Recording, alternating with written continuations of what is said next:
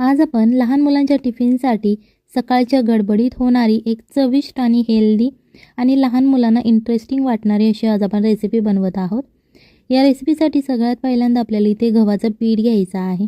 इथे मी 1 वाटी गव्हाचं पीठ घेतलेलं आहे आणि यामध्ये आपल्याला चवीनुसार मीठ घालायचं आहे। याच्यानंतर ज्या वाटीने तुम्ही गव्हाचं पीठ घेतलं होतं त्याच वाटीने सगळ्यात पहिल्यांदा अर्धी वाटी आपल्याला यामध्ये पाणी घ्यायचं आहे। हे मी साधं पाणी यूज केलेलं आहे, कोणतंही कोमट वगैरे पाणी वापरलेलं नाही।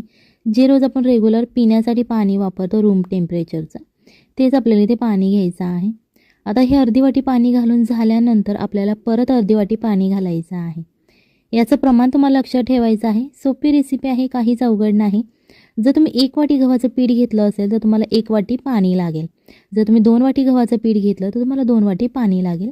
याच्यानंतर हे पीठ छान असं आपल्याला मिक्स करायचं आहे। तुम्ही चमच्याच्या मदतीने करू शकता किंवा जर तुमच्याकडे बीटर असेल तुम्ही त्याने केलं तरी लगेच होईल आणि चमच्याने केलंसुद्धा लगेच होऊन जाते ही रेसिपी।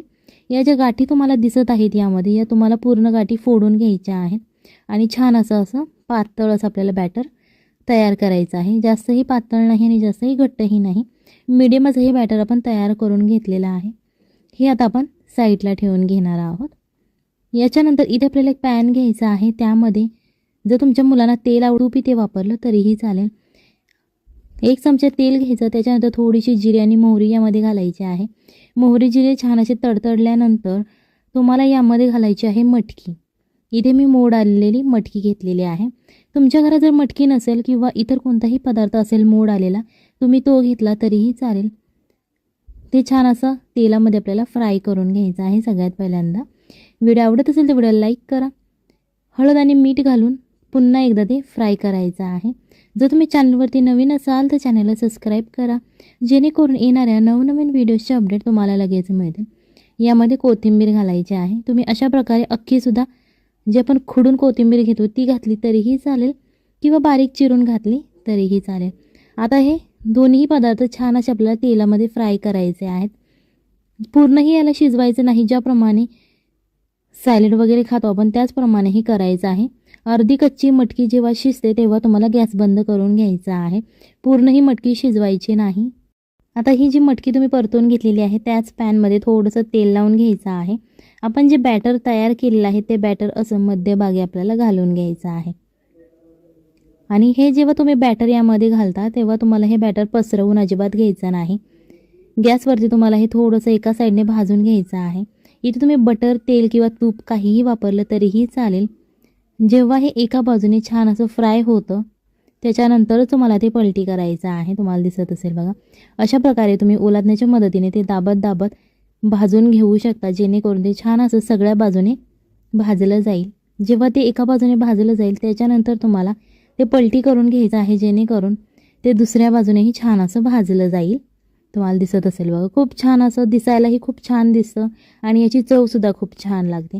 इथे तुम्हाला चपातीचं पीठ मळावं लागत नाही किंवा लाटावी लागत नाही चपाती। अशा प्रकारे तुम्हाला हे बनवून घ्यायचं आहे।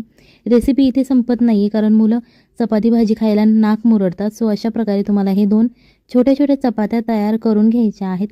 छान अशा ते तुम्हाला क्रिस्पी होईपर्यंत भाजून घ्यायच्या आहेत। याच्यानंतर तुम्हाला मुलांसाठी एक छान अशी इंटरेस्टिंग रेसिपी बनवायची आहे।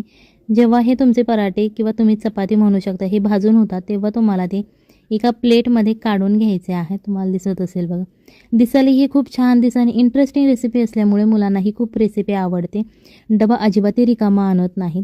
अशा प्रकारे तुम्हाला पेपर फॉईल घ्यायची आहे, जेणेकरून हे जे आपण पदार्थ तयार करणार आहोत तो छान असं गरम असा राहिला पाहिजे, जेणेकरून मुलांना टिफिन खाताना ते गरम मिळालं पाहिजे, थंड झालं नाही पाहिजे। उलटी करून ठेवायची आहे त्या ॲल्युमिनियम फॉईलवरती।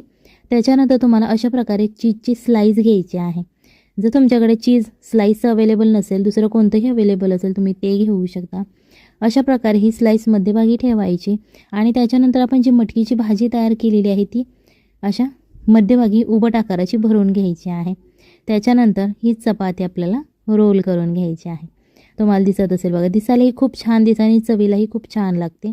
हे जे रोल आहे तो थोडासा असा बाहेरच्या बाजूला काढायचा आहे आणि त्याच्यावरती अशी ॲल्युमिनियम फॉईल आपल्याला रोल करायची आहे आणि जी ॲल्युमिनियम फॉईल खालच्या बाजूला जी एक्स्ट्राची राहते ती अशा प्रकारे दुमडून घ्यायची आहे, जेणेकरून मुलांना हातामध्ये पकडाल ते सोपं जाईल आणि दिसायलाही खूप छान दिसतं. अशा प्रकारे तुम्ही मुलांच्या टिफिनमध्ये ही रेसिपी देऊ शकता. याच्याबरोबर टोमॅटो सॉस किंवा एखादी कोणतीही चटणी तुम्ही देऊ शकता, जेणेकरून मुले टिफिन अजिबात परत आणणार नाही. चला तर मग भेटूयात